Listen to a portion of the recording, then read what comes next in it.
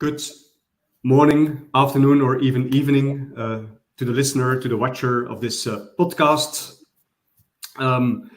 Today we have two people out of Belgium in this podcast. Indeed, myself, of course, but also Sarah. So very welcome, Sarah, in this podcast. Thank you. We're gonna talk about, well, the company you represent. I'm always gonna say like Drink It, but of course it's much more than Drink It. It's behind Drink It is a quite large company called Aptean.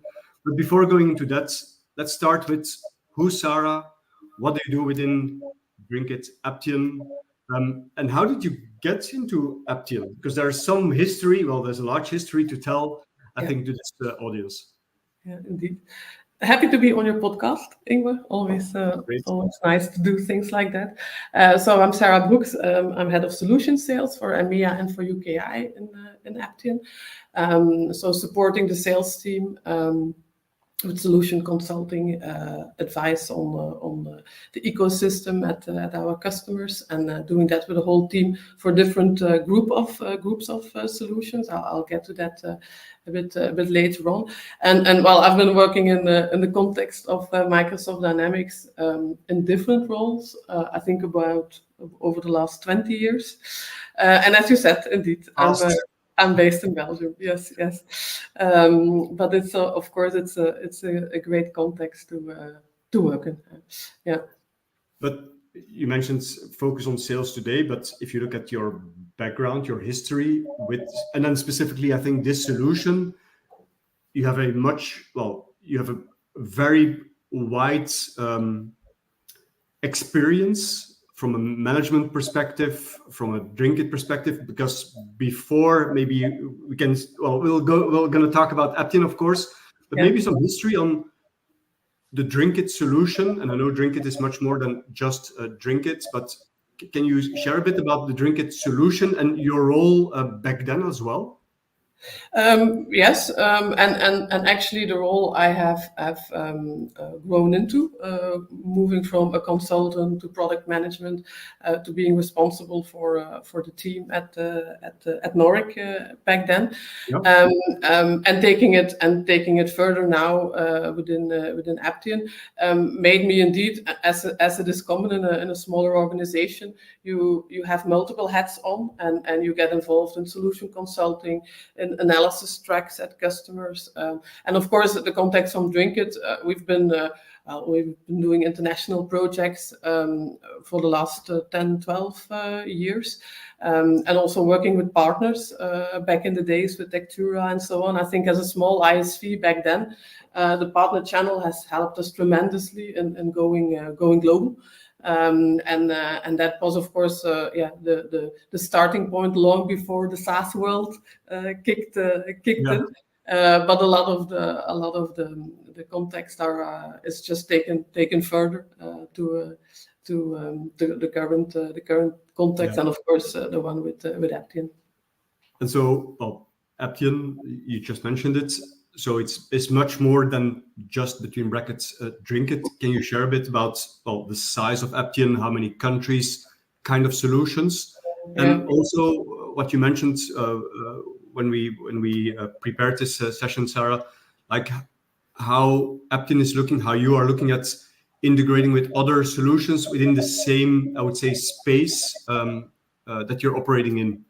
Yeah. So at Aptean we serve the food and beverage industry, and basically we want to be the number one solution in food and beverage. Right? You need to be ambitious, right? Really the solution of choice and the platform by fully embracing the whole platform and all the options, also those that are getting added along the way, like AI, for example, currently, and really also by providing a SaaS solution for small companies to market-leading companies. We also have historically in different acquisitions more international key accounts, like Heineken, like Pernod Ricard in Beverage, and I really think in SaaS it's important to stay standard, to be close to what the standard solution does, and they're really fulfilling those very specific needs. That makes you enable that. And of course, we extend to Business Central, mainly available on app stores and bundles and separate apps. And we do that for food, we do that for beverage, for fresh. And for food, maybe Ingmar, we call Schouw as a company in the Netherlands. That is one of the key acquisitions, also historically.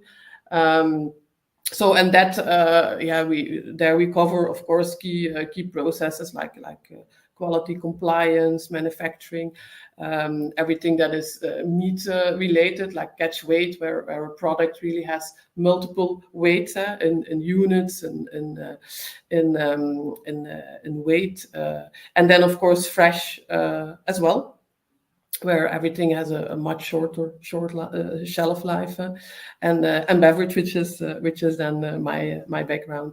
Yeah. But so when I hear you talk, you have your focus then broader than, between brackets, just drink it? Do you talk about, well, or do you have that perspective of like, hey, this is what we need to do with fresh, this is what we need to do with foods from a sales and go-to-market perspective? Yes, so Drink It has become part of the F&B apps, and in the F&B apps you have indeed a number of apps focused on food, on fresh, and on beverage, and there Drink It has been added to. So the go-to-market is indeed one solution stack that definitely covers food, fresh, and beverage. Yes, that's exactly And there are a lot of common requirements in all three of them. Traceability is one, quality management is one, everything that is warehouse scanning. There are a lot of commonalities between beverage, fresh, and food. Yeah. And from my understanding, Aptean, is that only focused on Business Central, or is there much more within the Aptean family that the company focuses on? Yes, so there definitely is much more. We do focus on very industry-specific software. We call it mission-critical software, because really for our customers it is mission-critical. It is what they are focusing on a daily basis. And we are, to get back to your question, Ingmar, we are 4,000 people globally. Wow. 800 of those are in food and beverage. And of course, we grow through acquisitions. Sure. Headquarters is in Alpharetta in the US, Georgia. And our offices are North America, Europe, Asia Pacific. And what is also important, so next to ERP, we also take on the role of an EDI broker. Referring to, you asked about my role, Ingmar, and next to the whole ERP stack with Business Central, you also have product lifecycle management for new product development in F&B. It originates from Lascom acquisition in France, and there we focus not only on F&B but also on cosmetics, with more challenges like formulation, packaging specification, artwork of labels, things which are really cross department, and with different personas also. You talk with different from in the context of ERP. In PLM, you talk more with R&D managers, with procurement, with packaging, with marketing, but definitely a very key topic as well, and specifically also with everything that is allergens related, and there is a lot of movement also in that type of operation. And then we also have plant operations. One of our acquisitions in Belgium is Objective, manufacturing execution system. Also enterprise asset management to really maintain your production line. And there we make sure that you have the incident things that happen on a line that you need to do service, but you also have your preventive maintenance based on counters, based on certain time frames that you have, and those are all different solution stacks. So my team for solution consulting for EMEA is indeed covering F&B apps, but also product lifecycle management, plant operations, and definitely also transportation. So we have a very strong solution stack in routing and scheduling, home delivery, proof of delivery, and that really all blends in very well together. I tend to call it like supply chain collaboration, because it is ERP, but it is ERP with EDI, with transportation, and really making sure that it is an end-to-end process until the customer, and not only the back office processes. So now I have two questions. Yes. The first one is all the other solutions are all based on the Microsoft or Dynamics stack? No, not depending on the solution. So if you look at of course everything that is F&B and Business Central is, but not all our solutions. No, some are also created by ourselves along the way. But then of course we integrate with the Microsoft platform. That of course is the case. Yeah. And then my second question. So you said you're also managing those other solutions. Yeah, from the solution consulting perspective, indeed. Yeah. So what does it mean, solution consulting perspective? So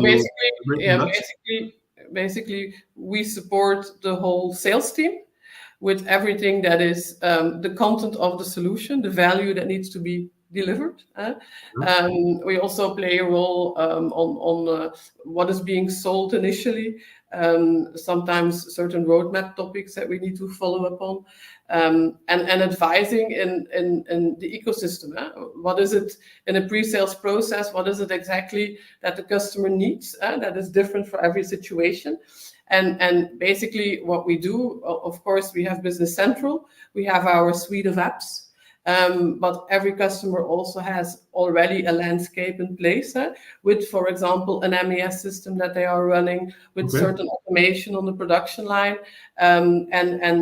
So I work together with the sales leaders in sales, making sure that process early on is already covered quite in detail in the sales process. Yeah.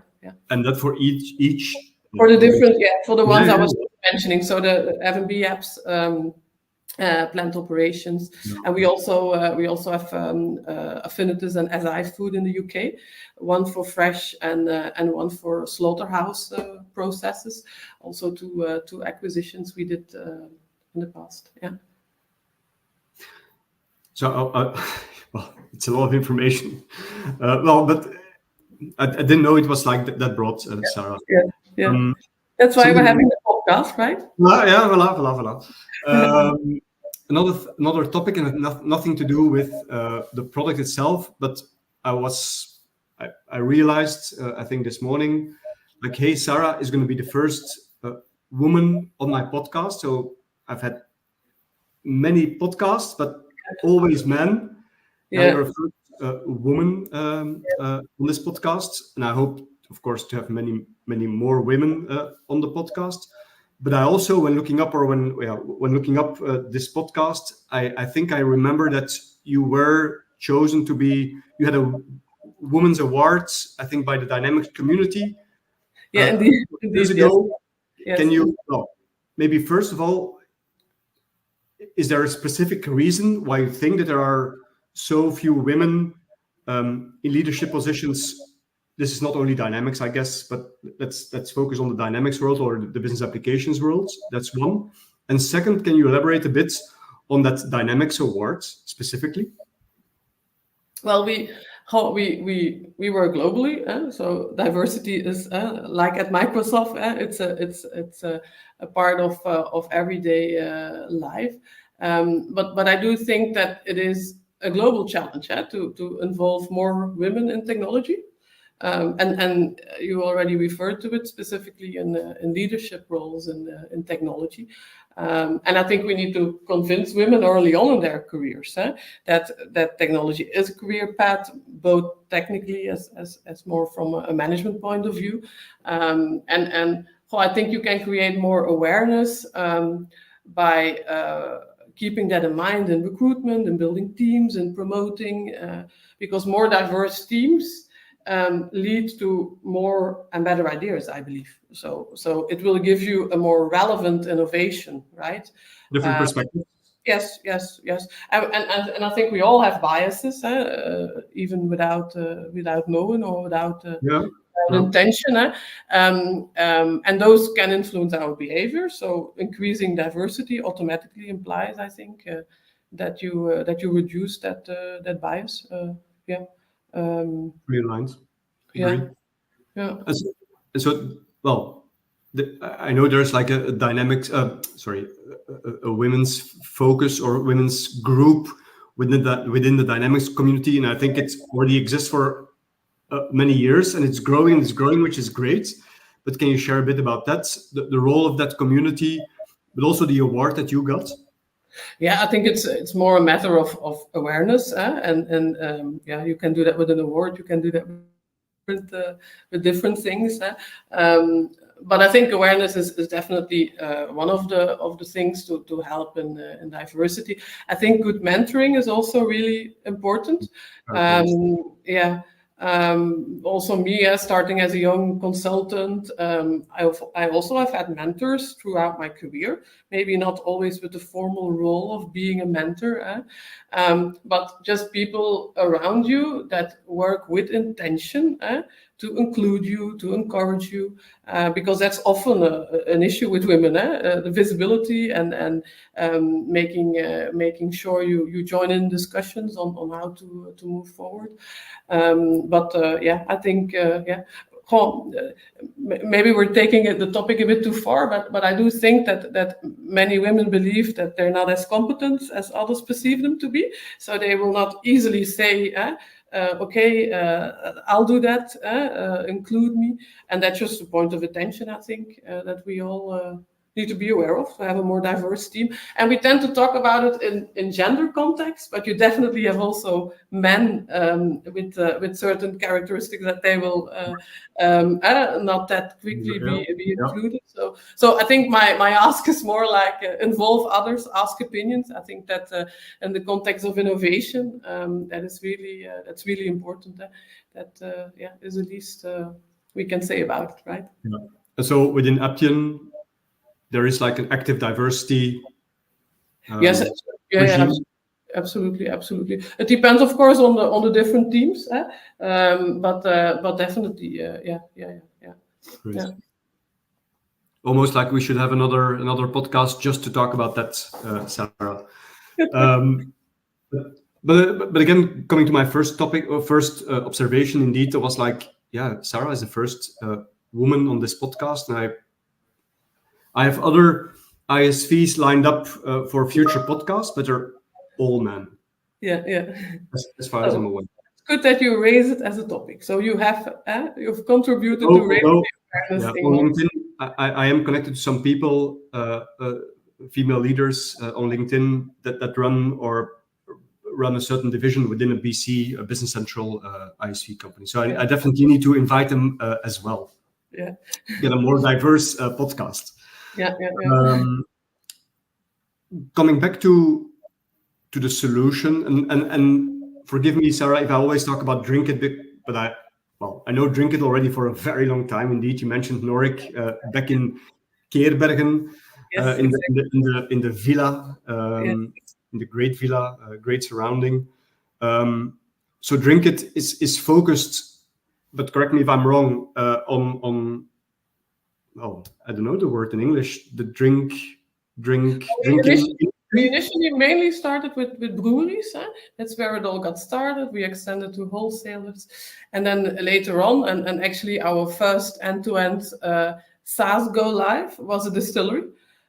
So we've extended throughout the years, really covering the different sub domains, so to say, from beverage. And with some you mentioned already one customer, Pernod. Yes. But you have many more big brands, I think, using your solution, right? Yeah, exactly. So historically, we've always had like two types of accounts. The typical SMB type NAV Business Central customer, yeah, the local breweries. But for example, in the UK, we already have since many years some cider producers. It is less common in Europe, but the solution also fits very well with cider production. And then of course the distilled and the wholesalers, but also like bottlers. But what we see, for example, if you your go-to market can be okay, you produce and you sell, right? But we see a lot of private label customers that work for example, a supermarket chain where they produce the soft drink. So that's also of the brand of the supermarket, I mean. So those kind of contract work, I would call it. The same with breweries. That happens a lot. And even sometimes when you are a brewery and you extend your production line, but you don't immediately have the sales for it, you will also do contract work. So it's really important in our offering that we cover those different areas within beverage in this case. And then it's about topics like taxes, contract, sales and purchase conditions, alcohol balance, the angel share in alcohol. So all very specific things. And I think that's really what is so important, because you can never run a standard solution if you don't have it covered in the standard, because that is our customers' day in the life, so to say. So you do need to have that all in your solution stack. And so when you talk about standard, I think you also mentioned that in the beginning of this podcast. Are you moving all your customers to the cloud and to a standard solution, maybe with some customization, but outside of the core basic standard solution? So we have a whole menu of apps which we go to market with in bundles, and basically based on the processes that you need, we assemble the apps that you need and bring those together as standard as possible. Of course, it's still possible. You might need some integrations not to other solutions, but that is definitely the focus. Yeah, and that is also, in my view, the only way to make it maintainable in the future, right? Because the releases of Microsoft keep going, the releases of F&B apps from us keep going, and that only goes well if you don't have too much noise around it. And of course, we've created ourselves a lot of noise in the past.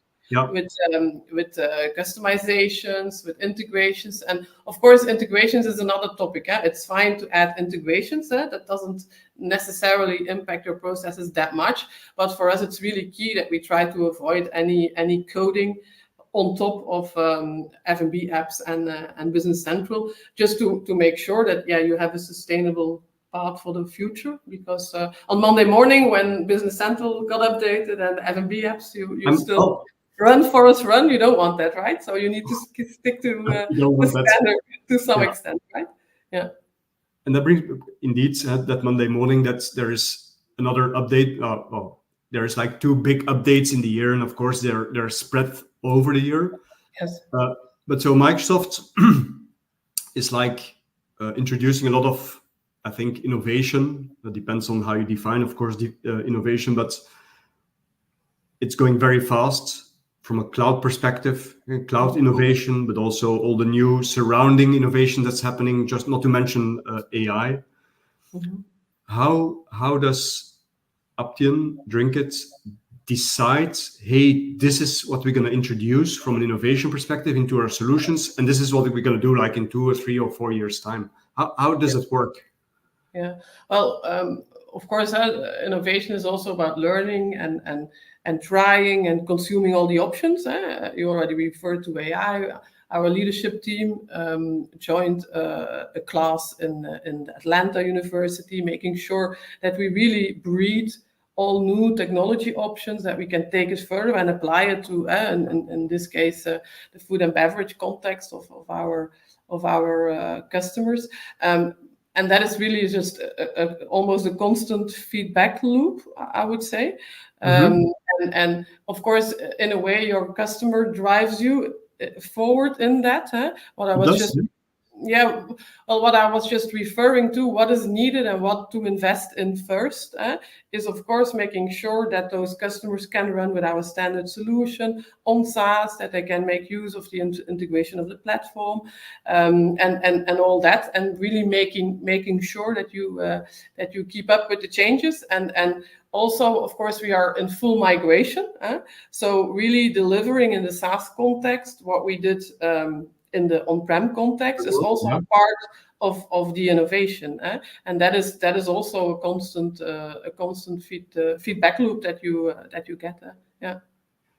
And if I can just pick out AI, Microsoft, I think every day that I turn on my computer or I look at Outlook, there's every day at least one, but multiple emails on innovation from an AI perspective, everything around Copilot. We have Copilot, of course, in Microsoft 365, but also Copilot more and more in the Dynamics suite. Is that something that's coming up with conversations with customers, like, hey, Copilot drink it, Copilot F&B? Is that something that resonates today, or is it like sure, but it depends on the type of customer, right? It's like the known Maslow triangle. Yeah? You first need to have your safety and food and shelter, so if you look at this small business owner with 5, 10, 15, 20 ERP users, they might be interested, but it will not be top of mind today for their decision. But for us, it's important to join in to make sure that our offering uses all the capabilities that are there. But of course, if you talk more about the international key accounts, there, of course, it's another subject, and they are a lot further in really using all the options and evaluating on what does it mean for me, and taking it further. And there also, of course, we internally make sure that our adoption, because that's also where it starts, that we have chatbots using AI, that we have discussions on it internally, like the masterclass that the leadership joined. All kinds of different initiatives and separate teams also that focus on it. That's really important, and not to mention, it's less my background, but really on the coding and the product development and R&D side, AI is of course key, and those teams even more are involved and consuming the new options, so to say. I'm going to jump from innovation to, you mentioned about, a certain way you mentioned already, like you're active in multiple countries, but I think it's much more than a few countries. You are really, I think, a global company from a solution perspective. Mm-hmm. Can you share a bit about how global Drinkit is, F&B, and also how you get to new partners, how you find them, what are the challenges with these new partners or educating these partners? I think you have a lot of experience in that space. It's true. So our go-to-market is indeed hybrid, so through partners as well as direct, in the case of our key home markets, and hybrid, because of course we want to scale by delivering through partners. That's important as an ISV, but it's also crucial to be close to your customers and close to the digital transition they go through and the struggles they have and the change to adapt to a standard and to common processes and so on. And there, of course, that is a constant exercise, and training partners, making sure that they get fully up to speed, but also just, it's always about, you need to learn the F&B apps, of course. You need to know Business Central very well, but you mainly need to talk beverage. You need to talk fresh. You need to talk food. If we talk about talking fresh, our customers in fresh, so everything that is potatoes, vegetables, fruit, they might turn around the content of their warehouse in 24 hours. Which is a completely different context than putting a bottle of wine in stock, right? And transport often takes longer than storage. and their timing is a crucial topic that we need to support. But it's also about quality, traceability. So a lot is also common, and really understanding in front of your new prospect or customer that you want to migrate, really understanding those challenging contexts and getting it back to what does then that solution look like. That's the constant challenge, and also for our partners, that's the same. Yeah. How many countries do you have partners? In how many Well, countries is there a Drink It solution or Drink It customer? Well, the F&B apps with the focus on food already had a number of partners. We had historically with Drink It a number of partners, and really to emphasize our go-to-market with partners. So our product organization, product and R&D, is a global organization, and there we also put in place now recently the partner organization as a global team. On top of the regional EMEA and US and APAC activities, just to support that importance with partner portal, with making sure that learning can be done easily. But it's definitely you need to go in it, and partners are also very different if you are a young startup Business Central partner, or you are a very experienced partner who have been doing the 50 and the 100 user deals for many years. Partner management is another topic in that context. But it's definitely a very important topic within Aptean also. Yeah. Well, just like with Microsoft, partner management, super important. We are really important partners. That's true. Very true. Very true. We're almost at the end, Sarah. Time flies. Yes, indeed. My last question is always the same with every ISV on this podcast. Yeah. If there would be one thing that you believe Microsoft should do different or could help you, F&B, ISV, to grow faster, to reach more customers faster, what would that be? And I would say, think beyond maybe just F&B or beyond Aptean, but from a broader perspective, what could help this ISV community to grow faster? Yeah. Well, if I could wish one thing, then I would definitely wish to wish multiple things, right? Smart. Let's start there, right? I think we could not ask for more than what we already get from Microsoft on the innovation side of things. So on technology side, I think there's a lot to digest for partners, but that is also outside of Microsoft the case. So I wouldn't relate that specifically to Microsoft. But I do think that Microsoft is breaking down some silos between business processes, communication, collaboration. In the old days, NAV was like a black box. Those times are long gone. And there, I really think that what does productivity mean? It is more than automating your business process. It is also indeed collaboration and learning and working together. And I think there. We've had great innovations from Microsoft on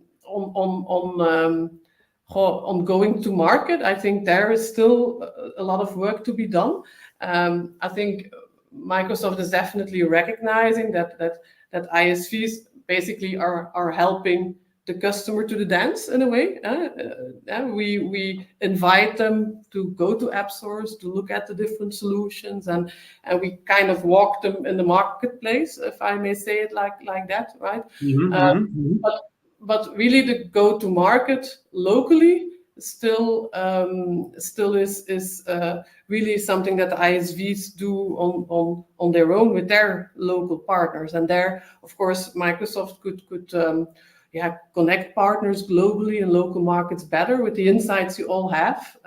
I recall many years ago we would organize in Paris at the Microsoft headquarters a partner day for Drink It, and we invited a number of partners, did a pitch, it's like really partner recruitment supported by Microsoft, and that just gives it a professional touch. It makes you really look at it from another perspective. It's not the way Microsoft evolved.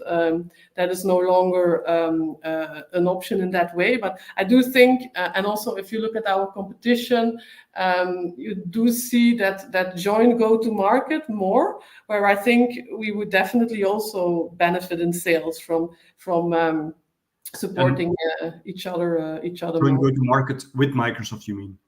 Yeah, making sure at least that we got information that Microsoft has about partners in a country, who Right. wants to focus on what is the expertise, because of course there is a massive installed base with massive customizations, and specifically those partners that have like customers with a lot of customizations in food historically, they don't want to migrate them to a Business Central vanilla and add customizations. But sometimes in certain countries it's very difficult to know who is good in what, and it's also locally led, and that's also the strength of the old NAV and the now Business Central channel. Very true. Very true. So yeah, but that is something definitely to evolve further. But there also just app stores and deployment in general through app stores has already proven an enormous step forward on going globally, right? I think that's of course the case. Yeah. Okay. So what I'm hearing is like, hey, Microsoft needs to focus, or could focus more on connecting partners in ISV with an SI, may that be Belgium to Netherlands, Belgium to Australia, because you're based in Belgium, but US to Argentina, and so on, maybe via app stores or via local events in the Microsoft office. Yeah, absolutely. Yeah, absolutely. Yeah. Okay. Sarah, 36 minutes and 36 minutes, 6 seconds have passed already. Time flies. Thank you so much for joining this podcast. I learned really a lot about your solutions. I should say I learned a lot about Aptean. It's a small world, so I'm sure we'll meet again. But as you are in Belgium, I would say I owe you a drink when we meet. Thank you very much. Thanks for having me, and have a good day. Also the listeners. Bye. Thank you very much. Bye-bye. Bye.